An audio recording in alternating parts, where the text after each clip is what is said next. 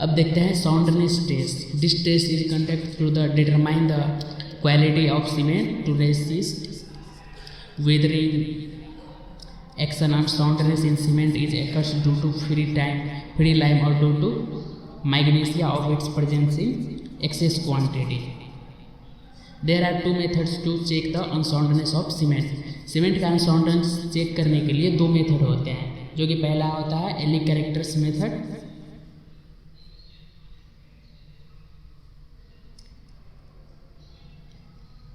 Eli Chatelier's method. This test is conducted to the determine unsoundness of cement to to lime. Lime की वजह से जो cement में unsoundness आते हैं उसको डिटरमाइन करने के लिए ये टेस्ट करते हैं.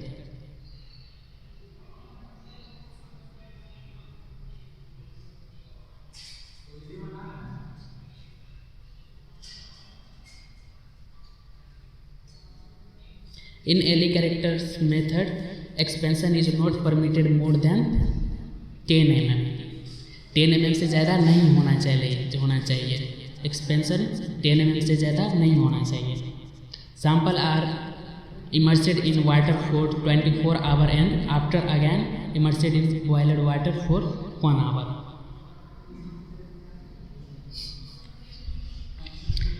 इसके बाद दूसरा देखते हैं autoclave. This test is conducted to the determine the unsoundness of cement due to magnesia. Magnesia की वजह से सीमेंट में जो अनसाउंडनेस होते हैं उसको डिटरमाइन करने के लिए ऑटोक्लेव करके देखते हैं. For conducting this pavement sample 25 mm × 25 × 25. ये 25 के चारों तरफ से 25 के होते हैं, 25 mm के होते हैं तीनों साइड. इसका is placed in autoclave and then it boil for 3 hours. 3 our के लिए बॉयल होने के लिए छोड़ देते हैं. and pressurize the cement CM cause pressure and then sample is taken out. In this test volumetric changes is not permitted beyond 0.5. इस test में वॉल्यूमेट्रिक चेंजेस नहीं होते हैं, परमिटेड नहीं होते हैं. उसके बाद देखते हैं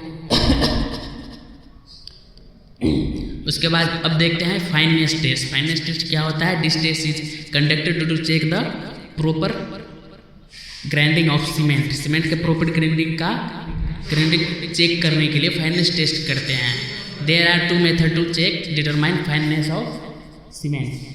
इस टेस्ट के थ्रू सीमेंट का फाइननेस टेस्ट करने के लिए दो मेथड होते हैं, जो कि पहला होता है सिप टेस्ट. सिप टेस्ट में for conduct this cement sample 100 gram each sieve through 90 μm sieve for 15 minute. 15 minute के लिए इसका मिक्स करके छोड़ देते हैं. And then quantity of residue is measured for ordinary cement. Residue is not more than 10%. 10% से ज़्यादा नहीं होना चाहिए. फॉर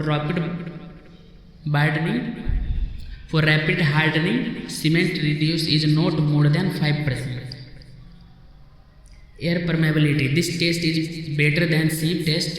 उसके बाद दूसरा इसको चेक करने के लिए होता है air permeability. This test is better than sieve test and which specific surface area of cement particles is measured in balance air and permeability apparatus which is a direct indication of average particle size of cement.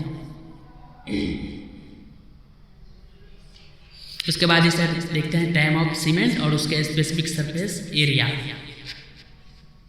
Ordinary Portland cement जो होते हैं, जिसको OPC बोलते हैं, वो होता है 2250.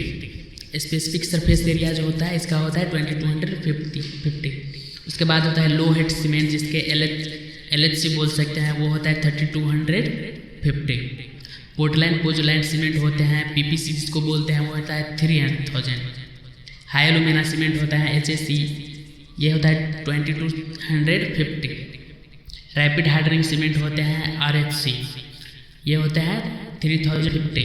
उसके बाद होता है सुपर सल्फेट सीमेंट, जो कि होते हैं 4000, जिसको SSC भी बोला जाता है. Extra rapid hardening cement ERHC जो होते हैं, वो होता है लगभग 4000 से 5000 तक. उसके बाद देखते हैं gravity test.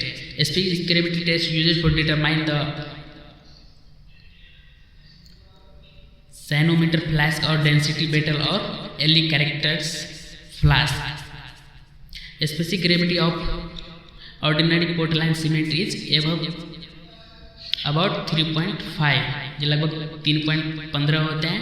Specific gravity of cement और determined by the using kerosene as it a polar liquid does not react with cement.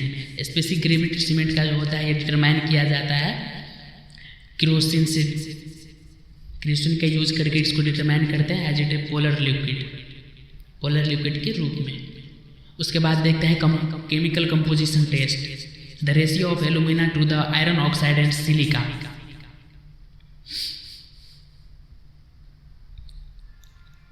Iron oxide और सिलिका का रेशियो देखते हैं। Alumina non as lamp saturation factor should be and between 0.66 से 0.02 तक 1.02 तक।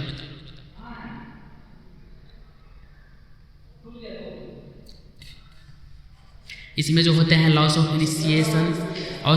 Initiation burning should be less than 4% और presence of alumina each iron oxide should be less than 0.66 से कम होना चाहिए एल्यूमिना टू आयरन ऑक्साइड।